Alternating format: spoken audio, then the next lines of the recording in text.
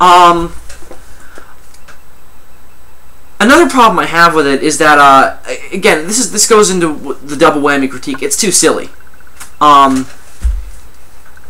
I'll get back to the human characters in a minute and why I think they're distracting from Godzilla and the monsters. But it's just far too silly as a book to be to try to do this kind of Godzilla.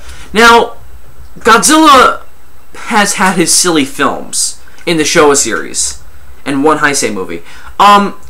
So I'm not totally against you doing that Godzilla in a comic book, because I'd rather have it in a comic than on film again. But if you're going to do a sillier Godzilla in the comics, don't have all this grim stuff of him destroying cities and killing people.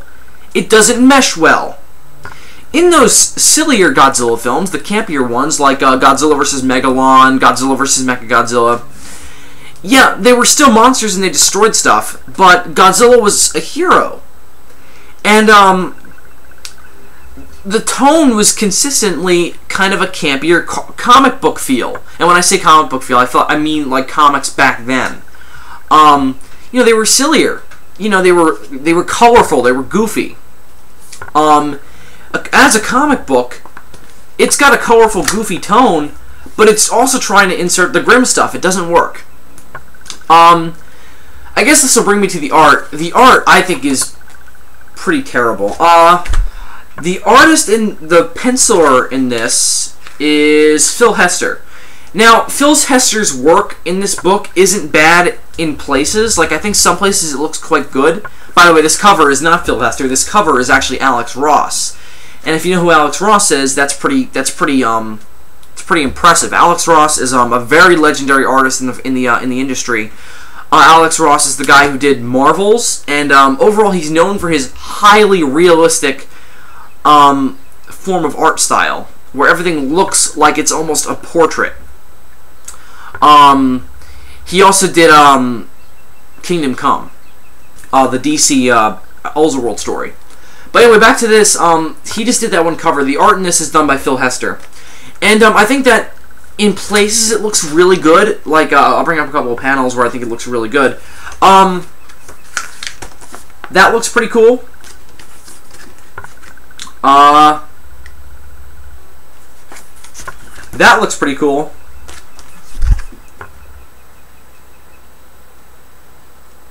Excuse me, I'm just looking for a panel here to show you guys that's really... It doesn't involve Godzilla, that I think is well drawn. Well, here's one more that I think is well drawn, but I'll get back to it in a minute.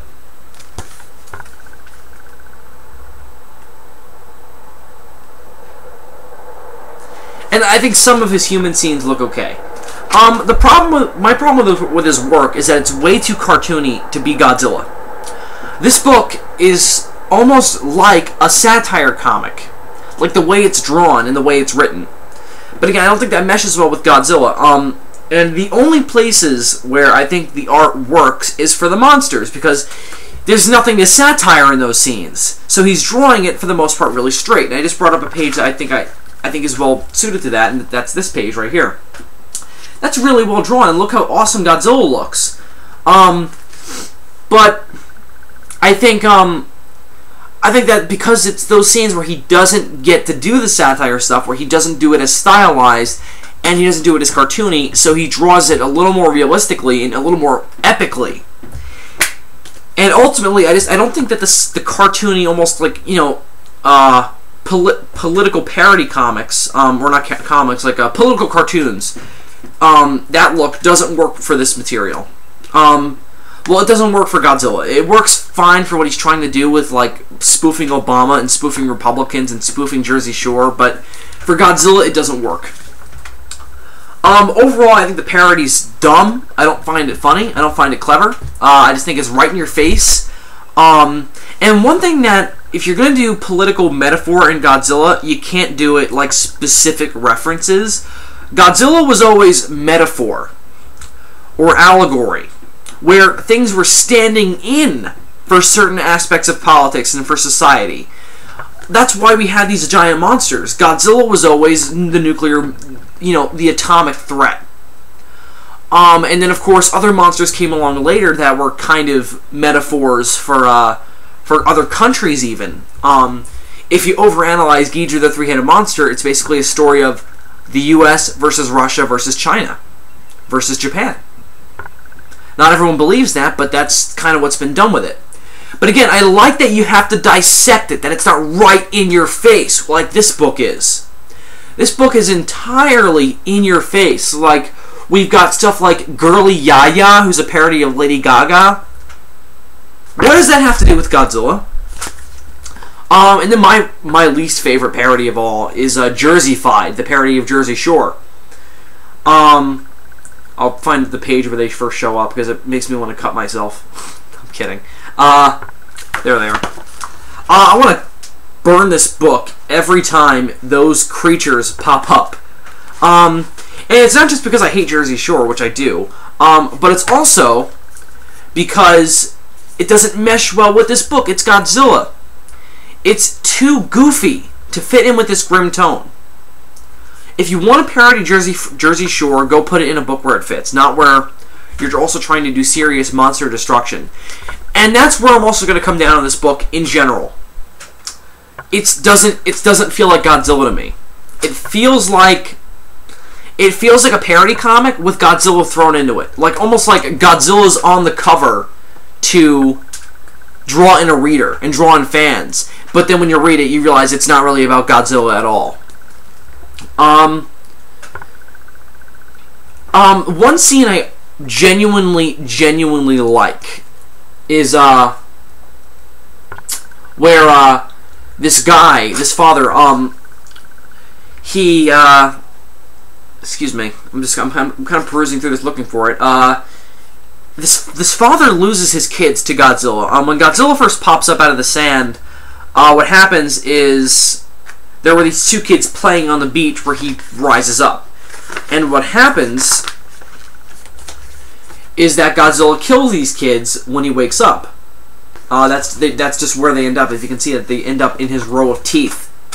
I'm trying to show that to you. They end up in his mouth. So he eats them, kind of. But they die. That's really grim. I love that. This whole I think the first third of this first issue is great.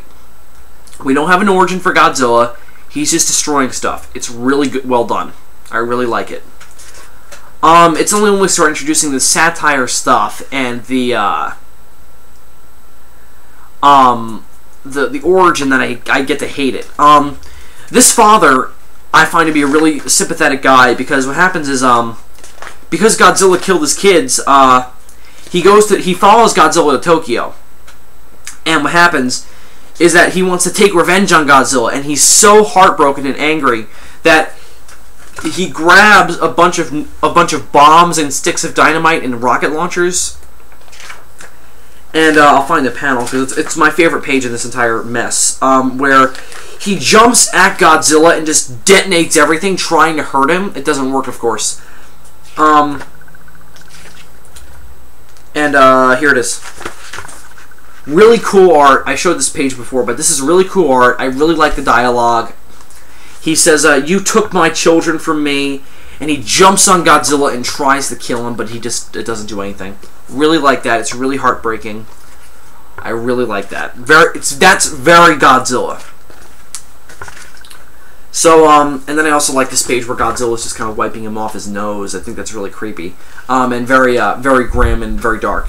And then he just goes right back to destroying. And I also like how Godzilla almost kind of looks like he feels bad for the guy, kinda.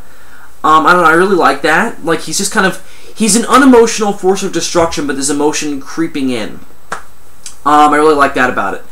Otherwise, though, Godzilla's barely in this.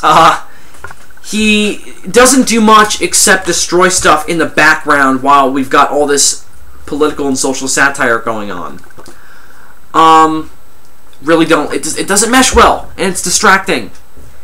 And there's not a lot of plot in these 4 issues. It's almost all satire, which is not good for any comic. Ask any comic book reader that it's not good to have more satire than plot in a book that's trying to take itself seriously, that isn't just straight parody. And I think that's a problem that this book has. I'm going to give Godzilla Kingdom Monsters, I'm going to give it a 1.5 out of 5.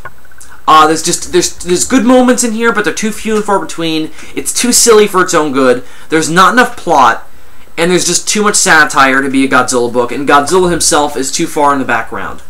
So 2 out of 5 for me. Or no, 1.5 out of 5, sorry. So thank you very much for watching, and that'll about do it for this review. When I get the next 4 issues, I'll review them then.